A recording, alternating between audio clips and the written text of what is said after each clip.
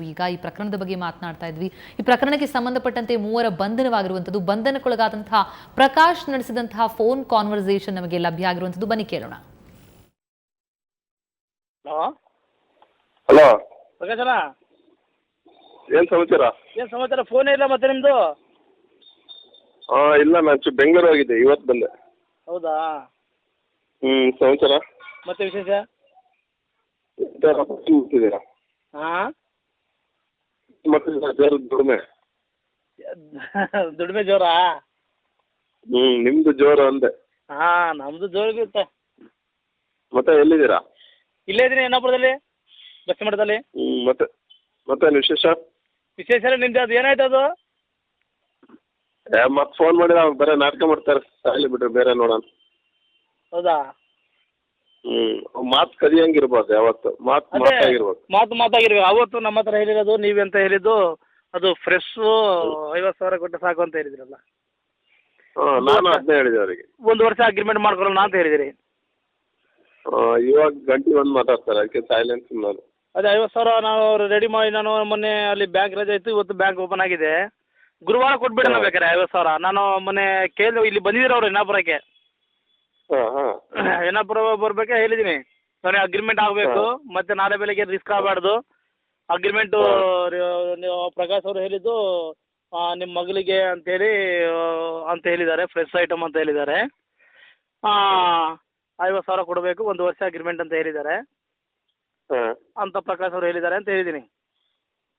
ಆಯ್ತು, ಹಂಗೆ ಮಾಡೋಣ ಅಂದಿದ್ದಾರೆ. ಅವ್ರ ಮಗಳ ಹತ್ರನೂ ಫೋನ್ ಮಾಡಿಸಿದ್ದಾರೆ.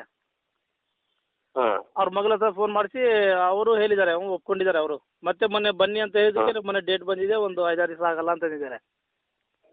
ಹೌದಾ? ಅದು ಹಂಗೆ ಹೇಳಿದ್ಮೇಲೆ ಮತ್ತೆ ಈಗ ನಿಮ್ಮ ಪರವಾಗಿ ಅದು ಏನಿದೆಯೋ ನೀವು ಬಂದು ಅದೇನೋ ಅಗ್ರಿಮೆಂಟ್ ತಗೊಂಡು ಬರ್ಕೊಂಡು ಮಾತಾಡ್ಕೊಂಬಿಡೋಣ. ಸರಿ ಸರಿ, ನೋಡೋಣ. ಇಲ್ಲ, ನಾನು ಒಬ್ಬನೇ ಆದ್ರೆ ಆಗುತ್ತಾ, ಇನ್ನೊಬ್ಬರು ಏನಾದರೂ ಸೇರಿಸ್ಕೊಂಡ್ರೆ ಆಗುತ್ತಾ? ಅದು ಸರಿ ಆಗಲ್ಲ, ನೀವೊಬ್ಬರೇ. ನಾವು ಒಬ್ಬರೇನಾ? ಆಮೇಲೆ ಏನು ಗೊತ್ತಾ, ನಿಮ್ಮ ವಿಷಯ ನಿಮ್ಮ ಜೊತೆ ಇದ್ದರು ಇವತ್ತೇನೋ ಚೆನ್ನಾಗಿರುತ್ತೆ, ನಾಳೆ ದಿನ ಪ್ರಾಬ್ಲಮ್ ಅದೇ ವಿಷಯ ಎಲ್ಲ ಸ್ಪ್ರೆಡ್ ಆಗುತ್ತೆ. ಅದೇ ಹಂಗೆ ಅದೆಲ್ಲ ಮಾಡ್ಕೊಳಕ್ ಹೋಗ್ಬೇಡಿ. ಸರಿ, ಯಾರನ್ನ ನಂಬಂಗಿಲ್ಲ, ಹಂಗಾಗಿದೆ ಪರಿಸ್ಥಿತಿ. మరి ಯಾವ ಮಾತಾಡ್ತೀರಿ ಹಂಗಾರೆ? ನೋಡೋಣ, ಮಾತಾಡ್ಬಿಟ್ಟು ನಾನು ನಿಮ್ಗೆ ಹೇಳ್ತೀನಿ. ಅದು ನಿಮ್ಮ ಪರ್ಸನಲ್ ವಿಚಾರ ಅಲ್ವಾ, ಯಾರಿಗೆ ಗೊತ್ತಾಗ್ಬಾರ್ದು. ಅದೇ ಹಂಗೆ ಅದಕ್ಕೆ ನಮ್ಮ ಪರ್ಸನಲ್ ಆಗಿರ್ಬೇಕು. ಸರಿ, ಹಂಗಾಗಿ ಯಾರಿಗೂ ಅಲೋ ಮಾಡಕ್ ಹೋಗ್ಬೇಕು. ಸರಿ ಸರಿ, ನಾನು ಮಾತಾಡಿ ನಿಮ್ಗೆ ಹೇಳ್ತೀನಿ ಸರ್. ನಾನು ಮಾತಾಡಿ ಫೋನ್ ಮಾಡಿ, ಆಯ್ತಾ? ಸರಿ. ಇದು ಒಂದು ಸ್ಯಾಂಪಲ್ ಅಷ್ಟೇ. ಈ ರೀತಿಯಲ್ಲಿ ದಂಧೆಯ ಬಗ್ಗೆ ಬೇರೆಯವರ ಜೊತೆ ಮಾತುಕತೆಗಳನ್ನು ನಡೆಸಿರುವಂಥದ್ದು ಎಲ್ಲವೂ ಕೂಡ ಒಂದೊಂದಾಗಿ ಬಯಲಿಗೆ ಬರ್ತಾ ಇದೆ. ಜೊತೆಗೆ ಬಂಧನಕ್ಕೊಳಗಾಗಿದ್ದಾರೆ ಕೂಡ. ಆದರೆ ಇಷ್ಟೇ ಸಾಕಾ ಅನ್ನುವಂಥದ್ದು ಪ್ರಶ್ನೆ. ಪ್ರಮುಖವಾಗಿ ಸಂಗಮ್ ಸಿಂಗ್ ಅವರೇ, ಈ ಥರದ ಪ್ರಕರಣಗಳು ಹಲವು ಬಾರಿ ನಡೆದಿರೋದುಂಟು. ಆದರೆ ಮತ್ತೆ ನಡೆಯುತ್ತೆ ಅಂತಂದರೆ ಟ್ರ್ಯಾಪ್ಗೆ ಒಳಗಾಗುವಂಥವರು ಗೊತ್ತಿಲ್ಲದೆ ಆಗ್ತಿರುವಂಥದ್ದೇ ಇದಕ್ಕೆ ಕಾರಣನಾ, ಅಥವಾ ಅಂಥವರಿಗೆ ಕಠಿಣವಾದಂಥ ಶಿಕ್ಷೆ ಆಗ್ತಾ ಇಲ್ಲ ಅನ್ನೋದು ಕಾರಣನಾ ಅಂತ? ಮೇಡಮ್ ನೋಡಿ, ಬೆಂಗಳೂರಲ್ಲಿ ಈಗಾಗಲೇ ಬಹಳಷ್ಟು ಕೇಸಸ್ ಆಗಿದೆ. ಲಾಸ್ಟ್ ಇಯರು ಆಗಿದೆ. ಒಂದು ಮಾಜಿ ಸಚಿವರು ಆಗಿದೆ, ಮತ್ತು ಒಬ್ಬರು MLA ಇದ್ದರು, ಅವ್ರಿಗೊಂದು ಇದಾಗಿದೆ, ಮತ್ತು ಬೇರೆ ಒಂದು ಗ್ಯಾಂಗ್ಸ್ ಎಲ್ಲ ಮಾಡಿದ್ದಾರೆ. ಅದೇ ಶಿವಮೊಗ್ಗದಲ್ಲಿ ಒಂದು 3 ಜನ ಕಾನ್ಸ್ಟೇಬಲ್ಸ್ ಇನ್ವಾಲ್ವ್ ಆಗಿದ್ದು, ಅವ್ರಿಗೆ ಅರೆಸ್ಟ್ ಎಲ್ಲ ಮಾಡಿದ್ದಾರೆ. ಆದರೆ ಇದರಲ್ಲಿ ಕಾನೂನು ಏನೋ ತಗೊಳ್ತಾರೆ ಪೊಲೀಸ್ನವರು, ನಾವೆಲ್ಲ ತಗೊಳ್ತೀವಿ, ಪರವಾಗಿಲ್ಲ, ಅವ್ರಿಗೆಲ್ಲ ಅರೆಸ್ಟ್ ಮಾಡ್ತೀವಿ, ಕಳಿಸ್ತೀವಿ. ಆದರೆ ಅವ್ರಿಗೆ ಕಠಿಣ ಶಿಕ್ಷೆ ಆಗೋದು ಬಹಳ ಲೇಟು.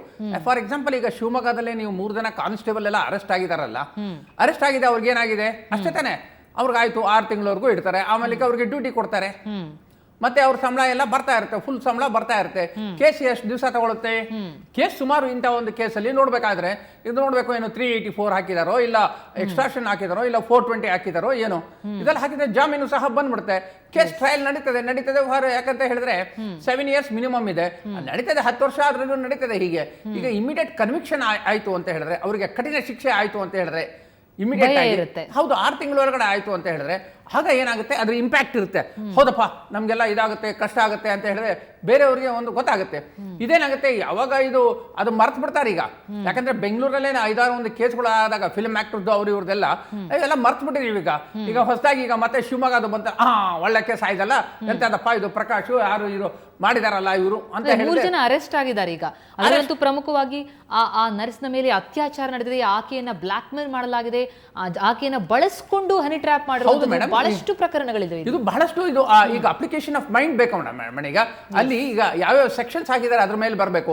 ಏನೀಗ ಇವರು 3-4 ಜನ ಅರೆಸ್ಟ್ ಆಗಿದವರು ಮತ್ತೆ ವಾಪಸ್ ಬಂದ್ಬಿಟ್ರೆ ಬೇಲ್ ಮೇಲೆ ಮತ್ತೆ ಅವರು ಆ 3 ಜಿಲ್ಲೆ ಬಿಟ್ಬಿಡ್ತಾರೆ. ಶಿವಮೊಗ್ಗ, ಚಿಕ್ಕಮಂಗ್ಳೂರು, ಮಂಗಳೂರು ಬಿಟ್ಬಿಡ್ತಾರೆ. ಈ ಕಡೆ ಬಂದ್ಬಿಡ್ತಾರೆ, ಬಯಲು ಸೀಮೆಗೆ ಬಂದ್ಬಿಡ್ತಾರೆ. ದುರ್ಗ ಮತ್ತೆ ತುಮಕೂರು ಈ ಕಡೆ ಬಂದ್ಬಿಟ್ರೆ ಬೆಂಗಳೂರಲ್ಲೇ ಬಂದ್ರೆ ಏನಾಗುತ್ತೆ ಮೇಡಮ್ ಗೊತ್ತೇ ಆಗೋದಿಲ್ಲ. ಸುಮಾರು 1 ಕೋಟಿ ಜನ ಇರೋದ್ರಲ್ಲಿ ಜನಸಂಚಾರ ಇರುವಾಗ ಇಲ್ಲಿ ಏನು ಗೊತ್ತೇ ಆಗೋದಿಲ್ಲ. ನಡೆಯ ಬೆಂಗಳೂರಿಗೆ ಅಂತ ಹೇಳಿದ್ರೆ ಬಂದ್ಬಿಟ್ರೆ ಎಲ್ಲಿ ಇರುತ್ತೆ ಕಾನೂನು? ಎಲ್ಲಿದೆ ಕಾನೂನು? ನಮಗೆ ಇಮಿಡಿಯೇಟ್ ಶಿಕ್ಷೆ ಬೇಕಾಗಿದೆ. ಈಗ ಆ ಶಿಕ್ಷೆ ಇಲ್ದಿರ ಅದು ಕಷ್ಟ ಆಗಿದೆ. ಯಾಕಂದ್ರೆ ಈಗ ರೀಸೆಂಟ್ ಆಗಿ ನೀವು ರೇಪ್ ಕೇಸಸ್ ಮತ್ತೆ ಹೆಂಗಸ್ ಮೇಲೆ ಅತ್ಯಾಚಾರ ನಡೀತಾ ಇರೋದೆಲ್ಲ ನಾವು ನೋಡಿದ್ವಿ.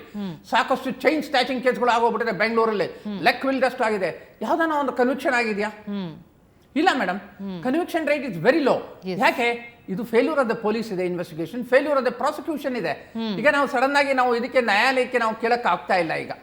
ಹೌದಾ? ಪೊಲೀಸ್ನವರು ಆಯ್ತಪ್ಪ ಒಂದು ಚೈನ್ ಸ್ಟ್ಯಾಚಿಂಗ್ ಆಗಿದೆ, it's not a big investigation. ಆ ಇನ್ವೆಸ್ಟಿಗೇಷನ್ ಮಾಡಿದೆ, ವಿತಿನ್ 1 ಮಂತ್ ಹಾಕಿದೆ. ಪ್ರಾಸಿಕ್ಯೂಟರ್ ಹೇಳಿದೆ, ಸರ್ ಈ ಕೇಸನ್ನ 2 ತಿಂಗಳಲ್ಲಿ ಸ್ವಲ್ಪ ಕನ್ವಿಕ್ಷನ್ ಆಗೋಗ್ಬಿಟ್ರೆ ನಮಗೂ ಸಹ ಒಳ್ಳೇದಾಗುತ್ತೆ ಸರ್, ಸಮಾಜಕ್ಕೆ ಒಂದು ಒಳ್ಳೆ ಸಂದೇಶ ಹೋಗುತ್ತೆ ಸರ್. ಹೌದಪ್ಪ 2 ತಿಂಗಳಲ್ಲಿ ಕನ್ವಿಕ್ಷನ್ ಆಗೋಯ್ತು, 7 ವರ್ಷ 8 ವರ್ಷ ಅಂತ ಹೇಳಿದ್ರೆ ಹಾಗೆ ಹೆದರಿಕೆ ಹುಟ್ಟುತ್ತೆ. ಅಲ್ಲ, ಈ ಕೇಸ್ ಪ್ರಕರಣಕ್ಕೆ ಬರೋದಾದ್ರೆ ಏನೇನು ಶಿಕ್ಷೆ ಆಗಬಹುದು? ಏನ್ ಮೇಡಮ್ ಯಾವ ಶಿಕ್ಷೆ ಆಗಬಹುದು? ಬೇಲ್ ಮೇಲೆ ಬಂದ್ಬಿಡ್ತಾರೆ. ಈಗ 384 ಒಂದು ಹಾಕಿರ್ತಾರೆ. ಸಮರ್ಪಕವಾದಂತಹ ರೀತಿಯಲ್ಲಿ ಸಾಗಿದ್ರೆ ಏನ್ ಸಮರ್ಪಕವಾಗಿ ಅಪ್ಲಿಕೇಶನ್ ಆಫ್ ಲಾ ಬರಬೇಕು. ಈಗ ಅಪ್ಲಿಕೇಶನ್ ಆಫ್ ಲಾ ಅಂದ್ರೆ ಈಗ ಹೆಂಗಸಿ ಇರ್ತಾರೆ ಅದಕ್ಕೆ 342 ಒಂದು ರಾಂಗ್ಫುಲ್ ಕನ್ಫೈನ್ಮೆಂಟ್ ಮಾಡಿರ್ತಾರೆ, ಒಂದು ರೇಪ್ ಮಾಡಿರ್ತಾರೆ, 376 ಆಗಿರುತ್ತೆ. 376 ಯಾವುದು? ಆಕೆ ಮ್ಯಾರಿಡ್ ಆಗಿದಲ್ಲೋ ಅನ್ಮ್ಯಾರಿಡ್ ಆಗಿದಲ್ಲೋ ಅದ್ರ ಮೇಲೆ ಡಿಪೆಂಡ್ ಆಗುತ್ತೆ 376.